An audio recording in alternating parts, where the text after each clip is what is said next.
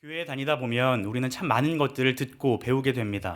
믿음, 은혜, 교제, 그 중에서도 우리가 많이 듣는 것 중에 하나는 사랑일 것입니다. 하나님의 말씀인 성경은 사랑에 대해서 우리에게 계속해서 말씀하고 있습니다. 데살로니가전서 1장 4절 말씀에 보면 하나님의 사랑하심을 받은 형제들아 너희를 택하심을 아노라 라고 말씀하고 있습니다. 하나님의 사랑하심에 대해서 말씀하고 있는 것이죠.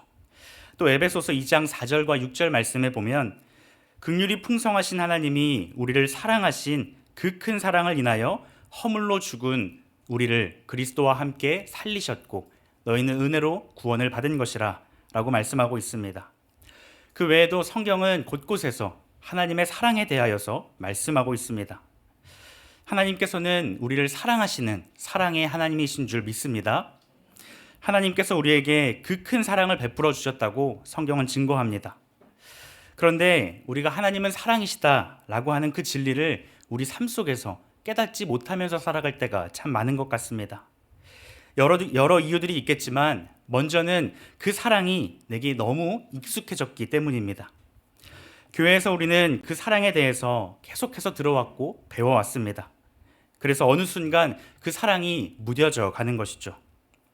마치 부모님께서 자녀를 날마다 사랑하시지만 그래서 자녀는 그 사랑을 알지만 날마다 항상 그 사랑을 깨닫고 그 사랑 안에 거하며 살아가지는 못한다는 것입니다.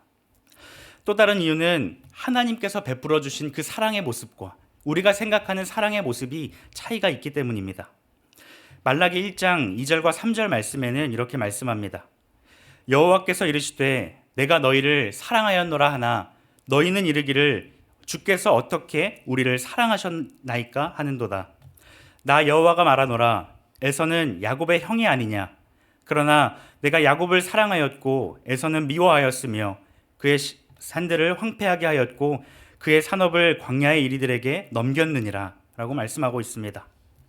하나님께서 이스라엘 백성들에게 내가 너희를 사랑한다 라고 분명하게 말씀하셨습니다.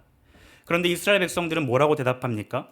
하나님께서 우리를 어떻게 사랑하셨습니까? 라고 묻고 있습니다. 이 질문은 정말 그 사랑을 알고자 궁금해서 질문하는 것이 아닙니다. 하나님은 우리를 사랑하지 않으십니다. 라는 대답으로서 질문하고 있는 것입니다. 지금 멸망을 당한 이스라엘 백성들에게 하나님은 사랑의 하나님이 아니다. 라는 것을 생각하며 말하는 것이죠. 하나님께서는 야곱은 사랑하고 에서는 미워하였다라는 이 사실로서 이스라엘 백성들이 던진 질문에 대하여 답변하고 계십니다. 야곱은 사랑하고 에서는 미워하였다라는 이 말씀은 하나님께서는 형인 에서가 아닌 동생 야곱을 택하여서 하나님의 백성으로 삼으셨고 하나님의 민족과 선민으로서 하나님을 섬기는 거룩한 나라 이스라엘 백성으로 세우셨다라는 것입니다. 이 사실을 말씀하심으로써 하나님이 이스라엘을 얼마나 사랑하고 계시는지 가르쳐주고 계십니다. 그럼에도 불구하고 이스라엘 백성들은 아니요, 하나님은 저희를 사랑하지 않습니다. 저희가 생각하는 사랑의 모습이 아니기 때문입니다. 라고 대답하고 있습니다. 그들이 생각하는 사랑의 모습과 하나님이 보여주신 사랑의 모습이 큰 차이가 나타났습니다. 사랑하는 성도 여러분, 오늘 우리의 삶도 마찬가지입니다. 우리가 생각하는 사랑의 모습은 무엇입니까? 하나님께서 우리를 정말로 사랑하신다면 우리가 생각하는 그 사랑의 모습이 무엇입니까? 이 땅에서 대단히 큰 돈은 아니더라도 돈을 잘 벌고 잘 사는 것이 아닙니까? 몸짱은 아니더라도 크게 아프지 않고 건강함을 유지하는 것. 더 나아가서 이 땅에서 우리 가정이, 특별히 우리 자녀들이 성공하는 인생으로 살아가는 것이 하나님께서 우리에게 베풀어 주시는 사랑의 모습이라고 생각합니다. 하지만 하나님께서 주시는 사랑은 그러한 모습과는 다른 모습일 수 있습니다. 예를 들면 하나님께서 주시는 사랑은 궁핍한 삶일 수도 있고 또 고난과 고통의 삶일 수도 있습니다. 하나님께서는 우리를 사랑하셔서 우리의 삶에 고난을 주기도 하시고 있는 것들을 빼앗아 가기도 하십니다. 그런데 우리는 그러한 상황에 놓여질 때에 하나님께서 우리를 사랑하지 않으신다고, 우리를 기억하지 않으신다고 그렇게 생각하며 살아갑니다. 자녀가 원하는 것이 있다면 부모는 어떻게 해서든 그 원하는 것을 들어주려 할 것입니다. 그게 자녀를 사랑하는 부모의 마음인 것이죠. 그런데 정말로 자녀를 사랑한다면 자녀가 원하는 것을 전부 들어주지는 않습니다. 어린 자녀가 형제끼리 조금 더 실감나게, 조금 더 재밌게 놀고 싶다고 칼싸움 하는데 진짜 칼이 필요하다, 그래서 칼을 좀 달라 라고 한다면 진짜 칼을 주는 부모가 어디 있겠습니까? 그것이 자녀에게 위험하고 자녀에게 조금 더 유익하지 않음을 알기에 부모는 자녀의 부탁을 들어주지 않습니다. 그렇다고 해서 자녀의 부탁을 들어주지 않았다고 해서 그 부모는 자녀를 사랑하지 않는다라고 말할 수 있는 사람은 아무도 없습니다. 오히려 그러한 부탁을 들어주는 부모를 가리켜서 정말로 자녀를 사랑하는가 그렇게 되물을 것입니다. 하나님께서도 우리의 상황과 우리의 형편, 우리의 믿음을 누구보다 잘 아시는 분이십니다. 그 하나님께서는 우리를 위하여서 사랑을 베풀어 주십니다. 그런데 그 사랑은 우리가 생각하는, 우리가 원하는 사랑의 모습과는 다른 모습일 수 있습니다. 그런데 분명한 것은 우리가 생각하는 것보다 하나님께서는 우리를 더 사랑하셔서 하나님의 뜻대로 응답하신다라는 것입니다. 우리가 반드시 기억하기를 원합니다. 우리의 지식으로는 하나님의 무한한 지혜와 지식, 그 사랑을 평가하고 판단할 수 없다는 것입니다. 그 놀라운 사랑을 우리는 다 깨달을 수 없다는 것이죠. 고린도전서 1장 25절 말씀에 하나님의 어리석음이 사람보다 지혜롭고 하나님의 약하심이 사람보다 강하니라. 또 로마서 11장 33절 말씀에는 깊도다 하나님의 지혜와 지식의 풍성함이요 그의 판단은 헤아리지 못할 것이며 그의 길은 찾지 못할 것이로다 라고 분명하게 말씀하고 있습니다. 그리고 또 한 가지는 하나님의 사랑의 때와 우리의 때에는 차이가 있다는 것입니다. 우리는 기도할 때에 그 응답의 때를 스스로 정할 때가 있습니다. 보통은 당장인 것이죠. 하나님, 저에게 이것이 필요합니다. 저에게 이런 문제가 있습니다. 그러니 응답해 주세요. 언제요? 지금이요. 그렇게 기도하는 것이죠. 하지만 하나님께서는 우리가 준비되었을 때에, 우리가 그 뜻을 이해하고 그 뜻을 받아들일 수 있는 그때에 우리의 유익을 위해 응답하신다는 것입니다. 그런데 우리는 어떻습니까? 우리가 열심히 기도하고 우리의 때에 응답이 오지 않으면 하나님이 정말로 나를 사랑하고 하시는지, 하나님께서는 왜 내 기도에 응답하지 않으시는지 그 사랑을 의심하며 또 부정하며 그렇게 살아갑니다. 한두 번 그 응답이 없으면 우리는 실망하고 그 사랑에서 완전히 벗어나 버리게 되는 것이죠. 오늘 우리가 살펴볼 말씀을 통하여서 하나님께서 우리 각 사람을 너무도 사랑하고 계신다라는 그 사실을 깊이 깨닫기를 소망합니다. 먼저 첫 번째로 하나님의 사랑에 대해서, 하나님의 사랑은 무엇인가에 대해서 한번 살펴보고자 합니다. 사랑이라고 하는 것에는 여러 종류의 사랑이 있습니다. 남녀 간의 사랑의 모습이 있습니다. 부부가 서로 사랑하는 것이 그 사랑의 모습인 것이죠. 또 부모와 자식 간의 사랑의 모습이 있고 우정이라고 말할 수 있는 형제 간의 사랑도 있습니다. 사랑이라고 하는 모습에는 이처럼 다양한 모습들이 있습니다. 그런데 이 사랑의 모습들에는 공통점이 있습니다. 바로 조건이 있다는 것입니다. 사랑하고자 하는 상대방에게 어떤 매력이 있어야 하고 나랑 잘 맞는 무언가가 있어야 합니다. 나에게 유익이 되거나 나와 어떤 관계에 있는 상대를 사랑하게 됩니다. 그래서 조건에 벗어나 버리면 우리는 그 사랑이 깨어져 버리고 언제든지 배신할 수 있게 됩니다. 그런데 성경에서 말하는 하나님의 사랑은 이러한 사랑과는 전혀 다른 사랑이다라고 말씀합니다. 하나님의 사랑은 조건 없는 사랑, 무조건적인 사랑이라는 것이죠. 로마서 5장 8절 말씀 같이 한번 읽도록 하겠습니다. 우리가 아직 죄인 되었을 때에 그리스도께서 우리를 위하여 죽으심으로 하나님께서 우리에 대한 자기의 사랑을 확증하셨느니라. 아멘. 우리가 아직 죄인 되었을 때에, 우리는 아무런 자격이 없고 가치가 없는 존재이지만 하나님께서 우리를 사랑하신 그 사랑으로 말미암아 우리는 사랑을 받을 수 있는 것입니다. 하나님의 사랑에는 그 어떤 것도 요구되지 않습니다. 너희가 사랑받기 위해서 준비해야 할 항목들을 내가 이제부터 알려주겠다. 너네가 이 미션을 잘 완수해야만 내가 너희를 사랑하겠다 말씀하지 않으십니다. 하나님 앞에서 우리는 그 어떤 것도 내세울 수 없지만 하나님께서 우리를 사랑하시기로 작정하셨기 때문에 우리는 그 사랑을 그저 받는 것입니다. 하나님께서 보여주신 사랑은 그 어떤 조건도 붙일 수 없는 사랑입니다. 그리고 더 나아가서 하나님의 사랑은 결코 변하지 않는 사랑입니다. 변치 않는 하나님께서는 영원히 하나님의 자녀를 사랑하십니다. 한번 택하신 하나님의 백성들을 변하지 않는 사랑으로 끝까지 사랑하시는 것이죠. 변하는 것이 있다면 그것은 우리의 마음이고 우리 삶의 시선이 변하는 것입니다. 요한복음 13장 1절 말씀에 유월절 전에 예수께서 자기가 세상을 떠나 아버지께로 돌아가실 때가 이른 줄 아시고 세상에 있는 자기 사람들을 사랑하시되 끝까지 사랑하시니라 분명하게 말씀하고 있습니다. 하나님의 사랑은 우리의 어떠한 모습에도 변하지 않으시는 원대한 사랑입니다. 그리고 그 사랑은 사람 간의 사랑과는 다른 변하지 않는 사랑입니다. 끝까지 또 영원히 사랑하시는 그 하나님의 사랑을 기억하며 그 사랑 안에 거하며 살아가는 우리 모두가 되기를 소망합니다. 둘째로 살펴보고자 하는 것은 하나님의 사랑의 증거에 대해 살펴보고자 합니다.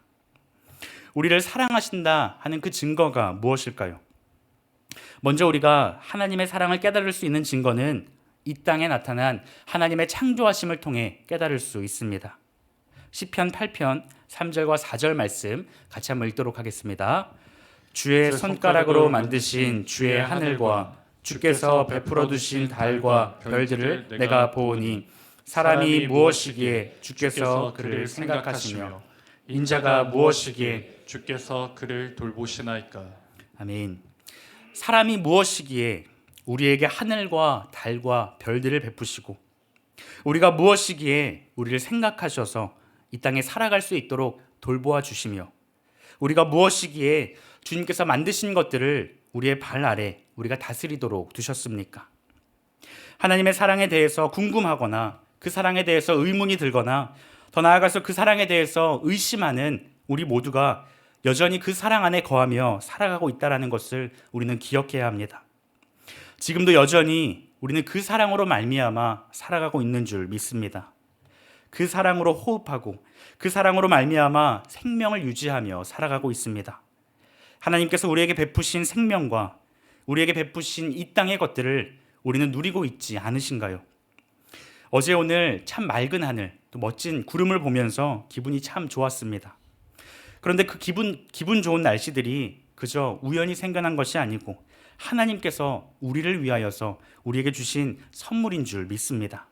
단지 비가 온 뒤에 맑은 날씨가 찾아오는 자연적인 현상만이 아니라 하나님께서 우리를 위해 예비하신 사랑의 선물인 줄 믿습니다. 아침이 되면 해가 뜨는 것이 당연하고요. 밤이 되면 해가 지고 달이 뜨는 것이 당연합니다. 이 당연한 것들이 왜 당연한 것이 되었을까요? 우주의 순리가 당연한 것이 아니라 우리를 향한, 우리 각 사람을 향한 하나님의 놀라운 사랑의 모습인 줄 믿습니다.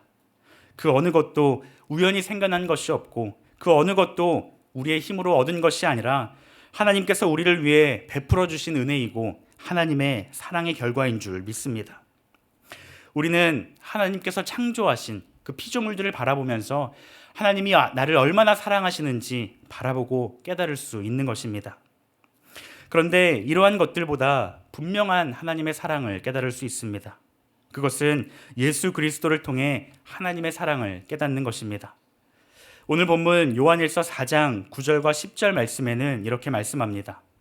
하나님의 사랑이 우리에게 이렇게 나타난 바 되었으니 하나님이 자기의 독생자를 세상에 보내심은 그로 말미암아 우리를 살리려 하심이라. 사랑은 여기 있으니 우리가 하나님을 사랑한 것이 아니요 하나님이 우리를 사랑하사 우리 죄를 속하기 위하여 화목제물로 그 아들을 보내셨습니다. 아멘. 하나님의 사랑이 이렇게 분명하게 나타났습니다. 그것은 바로 독생자 예수 그리스도를 이 땅에 육신의 몸으로 보내셨다라는 것이고 우리를 위한 화목제물이 되게 하셨다는 것입니다. 단번에 드려진 화목제물이 되셔서 하나님과 우리 사이에 막힌 담을 허물어 주시고 그 관계를 다시 회복시켜 주셨습니다. 로마서 5장 8절 말씀에 우리가 아직 죄인 되었을 때에 그리스도께서 우리를 위하여 죽으심으로 하나님께서 우리에 대한 자기의 사랑을 확증하셨느니라 라고 말씀합니다. 우리는 여전히 죄인이었지만 독생자 예수 그리스도를 이 땅에 보내셔서 하나님의 사랑이 어떠한지를 분명히 보여주셨습니다. 본문에 나타난 확증이라고 하는 말은 드러나게 하다라는 말입니다. 예수님의 십자가의 죽으심으로 우리는 하나님의 사랑을 바라볼 수 있는 것이고 하나님께서는 그 사랑을 드러내셨습니다. 그리고 확증이라고 하는 말은 지금도 여전히 효력 있는 말로서 여전히 우리가 그 사랑 안에 머물고 있다는 것을 말씀하고 있습니다. 요한복음 3장 16절 말씀에 하나님이 세상을 이처럼 사랑하사 독생자를 주셨으니 이는 그를 믿는 자마다 멸망하지 않고 영생을 얻게 하려 하심이라. 예수님을 믿는 자들에게 영생을 주시는 그 사실을 통해 우리에게 하나님의 변하지 않는 그 사랑의 모습을 확증해 주셨습니다. 죽음이 아니라 영생을, 지옥의 영원한 형벌이 아니라 하나님 나라의 상속자로 우리를 자녀 삼아 주셨다라는 것입니다. 이것이 바로 하나님의 사랑의 증거인 줄 믿습니다. 이러한 사실보다 더 정확하게 하나님의 사랑을 증명할 수 있을까요? 창조하신 그 모든 것들을 통하여서 우리가 그것들을 바라보고 누림으로써 무엇보다도 이 땅에 오신 그 예수님, 십자가에 달리신 그 예수님을 통하여서 하나님의 놀라운 사랑을 깊이 깨닫는 우리 모두가 되기를 간절히 소망합니다. 그렇다면 마지막으로 하나님의 사랑을 깨달은 자들에게 나타나는 삶의 모습은 어떤 모습일까요? 하나님의 사랑을 깨달은 자는 서로 사랑하는 유익이 있습니다. 오늘 본문 7절 말씀에 보면 사랑하는 자들아 우리가 서로 사랑하자. 사랑은 하나님께 속한 것이니 사랑하는 자마다 하나님으로부터 나서 하나님을 알고 라고 말씀합니다. 또 11절 말씀에 사랑하는 자들아 하나님이 이같이 우리를 사랑하셨은즉 우리도 서로 사랑하는 것이 마땅하도다 라고 말씀합니다. 사도 요한은 이 서신을 쓰면서 성도들을 향하여서 사랑하는 자들이라고 부르고 있습니다. 하나님의 놀라운 사랑을 경험하고 깨달은 이 사도 요한은 내가 그 사랑을 받은 것처럼 나 또한 너희를 그 놀라운 사랑으로 사랑하겠다라고 부르고 있습니다. 우리의 사랑의 근거는 상대방의 어떤 조건이 아닌 오직 하나님의 사랑입니다. 하나님께서 우리를 아무 조건 없이 값없이 사랑하신 것처럼 우리 또한 다른 사람을 사랑하는 것이 당연하다, 마땅하다라는 것을 권면하고 있습니다. 우리 죄인들을 값없이 사랑하셔서 구원하신 것처럼 우리 또한 그 사랑으로 다른 사람들을 사랑해야 합니다. 죄인된 우리는 진정한 하나님의 사랑을 깨닫지 못합니다. 하지만 하나님의 사랑을 경험하면 경험할수록 우리의 삶이 완전히 달라지게 됩니다. 하나님의 참 사랑을 경험한 자는 그와 같이 하나님의 그 놀라운 사랑처럼 우리 또한 사랑을 실천하고 사랑하며 그 사랑으로 증명하며 살아갑니다. 우리 하나님은 눈에 보이지 않으시는 영적인 하나님이십니다. 우리는 그 하나님을 영과 진리로 예배합니다.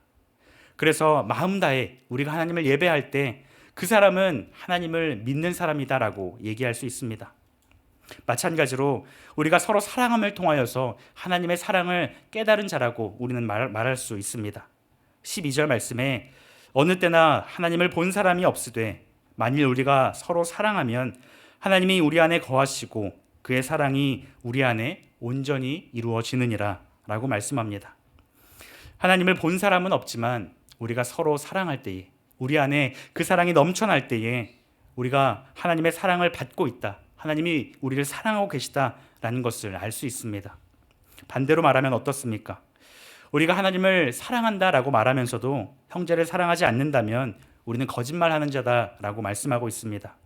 20절 말씀에 누구든지 하나님을 사랑하노라 하고 그 형제를 미워하면 이는 거짓말하는 자니 보는 바 그 형제를 사랑하지 아니하는 자는 보지 못하는 바 하나님을 사랑할 수 없느니라. 왜냐하면 보이지 않는 하나님을 사랑하는데 보이는 형제를 사랑하지 못한다고 하는 것은 할 수 없는 일이고 불가능한 일이기 때문입니다. 하나님의 사랑을 깨달은 자는 형제를 사랑하게 되어 있습니다. 우리가 하나님의 그 놀라운 사랑을 깊이 깨달으면 깨달을수록 형제를 더 사랑할 수밖에 없습니다. 누가복음 7장 47절 말씀 같이 한번 읽도록 하겠습니다. 이러므로 내가 내게 말하노니 그의 많은 죄가 사하여 줬도다. 이는 그의 사랑함이 많음이라. 사함을 받은 일이 적은 자는 적게 사랑하느니라.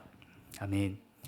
우리가 하나님 앞에서 얼마나 비참한 죄인인지, 그럼에도 불구하고 그 죄인을 하나님께서 어떠한 사랑으로 사랑하셨는지 우리가 깊이 깨달으면 깨달을수록 그 놀라운 사랑으로 말미암아 형제를 더 깊이 사랑할 수 있다는 것입니다. 그 사랑으로 말미암아 서로 사랑하는 우리 공동체가 되기를 간절히 소망합니다. 말씀을 맺고자 합니다. 하나님은 사랑의 하나님이시다라고 할 때에 그 사랑은 영원한 사랑인 줄 믿습니다. 또한 조건이 없는 완전한 사랑, 변하지 않는 온전한 사랑입니다. 이 땅에 창조하신 것들을 통하여서 우리는 그 놀라운 사랑을 깨달을 수 있으며 무엇보다 독생자 예수 그리스도를 통하여서 우리는 날마다 그 사랑 안에 거하며 살아갈 수 있습니다. 그러하기에 우리가 하나님의 사랑을 날마다 깨닫고 서로 사랑함으로써 그 사랑을 증거하는 우리 모두가 되기를 소망합니다. 우리의 지식과 우리의 그 어떤 지혜보다 뛰어나신 하나님께서 우리를 사랑하시기로 작정하셨기에 그 하나님의 사랑 안에서 날마다 거하며 살아가는 우리 모두가 되기를 주님의 이름으로 축복합니다. 아멘. 이 시간 오늘 우리에게 주시는 믿음의 한 줄 고백 함께 고백하겠습니다.